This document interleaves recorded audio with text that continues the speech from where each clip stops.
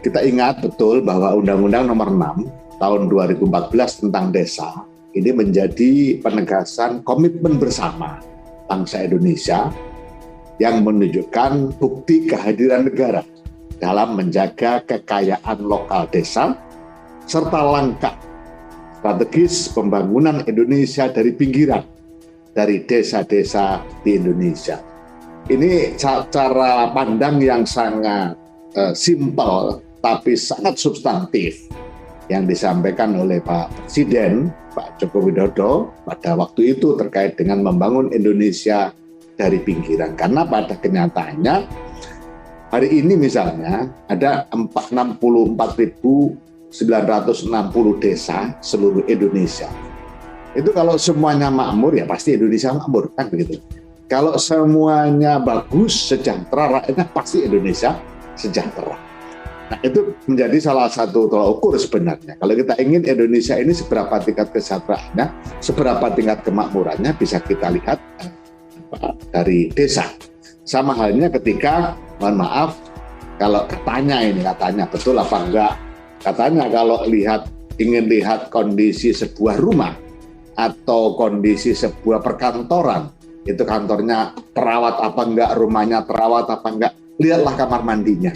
Lihatlah dapurnya. Nah, Indonesia juga bisa kita analogkan seperti itu. Kalau kita ingin tahu Indonesia ini sudah sejahtera apa belum, lihatlah desa. Karena memang real, kalau kita bicara tentang strategi pembangunan level desa, itu berarti bicara tentang strategi pembangunan mikro. Nah, bicara tentang strategi pembangunan mikro itu pasti jauh lebih detail, jauh lebih aplikatif, dan menurut saya asal kita telaten maka akan banyak sekali hal yang bisa kita lakukan.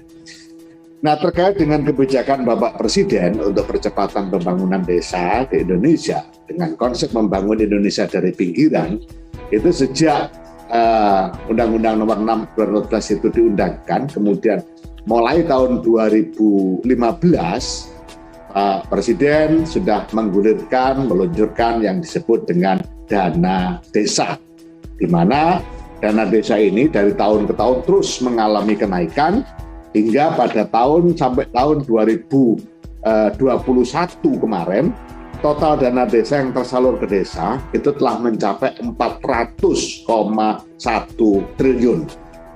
Nah, itu dengan tahun terakhir di 2021 besaran alokasi dana yang disalurkan di desa 72 triliun.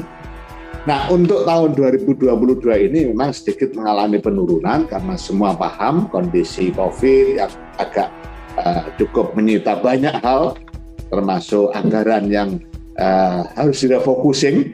Ternyata bukan hanya kementerian yang kena refocusing, bukan hanya APBD yang kena refocusing, dana desa pun kena refocusing, meskipun alhamdulillah refocusingnya juga baru dilakukan di akhir-akhir ini. Sementara di 2021 kementerian sudah kena refocusing, APBD sudah kena refocusing, desa masih belum dilakukan refocusing, masih diberi alokasi 72 triliun.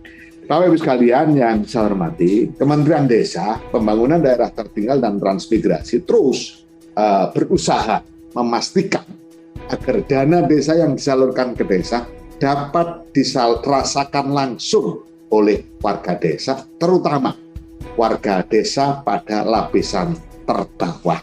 Ini penting menjadi stretching kita, karena sampai dengan Pak Presiden memanggil saya di tanggal di bulan Oktober 2019 yang lalu, ketika saya mendapat amanah untuk jadi Menteri Desa, menyampaikan ke saya bahwa sampai hari ini, waktu itu 2019, dana desa masih dirasakan oleh elit, belum dirasakan oleh seluruh warga, utamanya warga yang ada di kelas bawah, kelas menengah ke bawah. Nah, inilah yang kemudian saya terus berusaha berpikir bagaimana agar dana desa ini dirasakan kehadirannya bukan hanya oleh kelompok tertentu, tapi kalau bisa seluruh warga desa.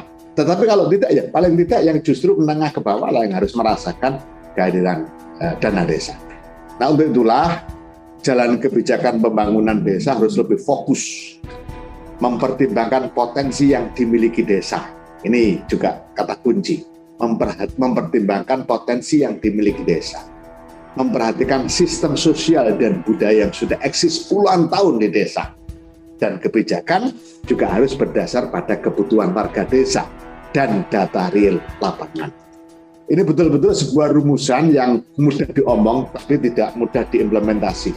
Karena selama ini, mohon maaf, sebenarnya bukan hanya di desa, pada level kabupaten pun saya akui, karena kebetulan saya pernah menjadi ketua DPRD kabupaten juga selama 2 periode. Jadi sejak tahun 99 sampai 2010 itu saya pernah jadi ketua DPRD Jombang. Itu saya alami betul bagaimana perencanaan pembangunan tidak didasarkan pada permasalahan dan juga tidak didasarkan pada kebutuhan. Lalu dasarnya apa? Dasarnya keinginan. Keinginan bupati, keinginan DPR, keinginan elit-elit politik, elit-elit penguasa di tingkat kabupaten. Sampai pernah suatu hari saya agak tinggi mensikapinya karena ada paparan yang dilakukan oleh Bapeda waktu itu yang merencanakan pembangunan dermaga. Saya kaget, di Jombang kok bangun dermaga, ini gimana? Ini contoh konkret. Saya tanya, ini kok aneh? Jombang kok bangun dermaga? Setahu saya Jombang nggak punya laut sama sekali. Jawaban perencananya simpel. Iya, Pak Ketua DPR, kebetulan Jombang kan punya pelabuhan. Saya kaget, di mana pelabuhan di Jombang? Itu ditunjukkan peta. Yang ternyata itu adalah nama desa di sebuah kecamatan Pelandaan, memang namanya Desa Pelabuhan. Nah, ini kan ironis, merencanakan pembangunan tetapi tidak turun ke bawah. Karena tidak mengukur apa yang menjadi kebutuhan warga masyarakat, apa yang menjadi kebutuhan warga desa. Nah, jadi wajar kalau kemudian di desa juga masih terjadi hal serupa, di mana perencanaan bangunan didasarkan pada keinginan elit. Maka diksi yang sering muncul adalah saya ingin. Saya ingin, misalnya dalam musyawarah desa, saya sering mencermati dulu waktu saya di Jombang.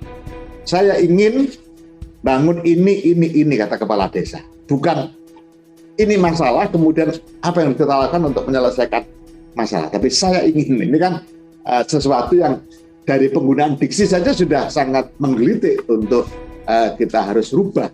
Sehingga bukan hanya perubahan yang bersifat konsep, menurut saya sudah sampai pada paradigma. Nah, itulah makanya di tahun 2021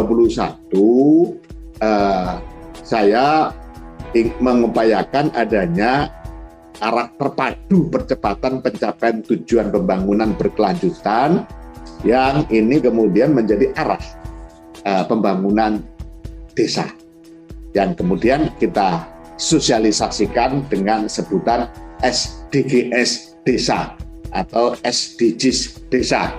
Saya bilang kepada siapapun ketika saya sosialisasi ini ke desa-desa, silakan mau dibaca apa saja boleh. Mau dibaca SDGs desa boleh, mau dibaca SDGs desa boleh, yang penting isinya, bukan judulnya. Tetapi saya juga tegaskan bahwa kenapa saya menggunakan judul SDGs desa, karena kita ingin menunjukkan kepada dunia juga bahwa hal yang sangat global pun bisa kita landingkan, bisa kita localizing di tingkat desa dengan penggunaan diksi-diksi yang sesuai dengan apa yang sehari-hari dirasakan oleh warga masyarakat desa. Nah, di sana ada 18 goals.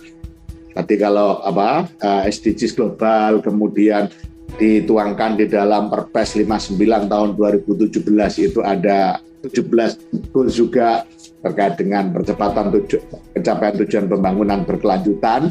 Nah, kalau SDGs desa ada 18 tujuan, 222 indikator, meliputi 3 hal. Yang pertama tentu karena ini lokusnya desa harus bicara tentang kewargaan. Kemudian naik ke kewilayahan. Jadi kita fokus warga dulu, baru ngomong wilayah. Jangan Karena apa? Saya ingin landing betul gitu. Makanya kita mulai dari yang terbawah. Yang terbawah warga. Baru kemudian wilayah, baru bicara tentang kelembagaan desa. Kalau dibalik, khawatirnya nanti akan membangun satu pemikiran bahwa kelembagaan dulu, baru kemudian kewargaan. Nah, SDGs pun urutannya kan juga dari kewargaan, bukan kelembagaannya dulu.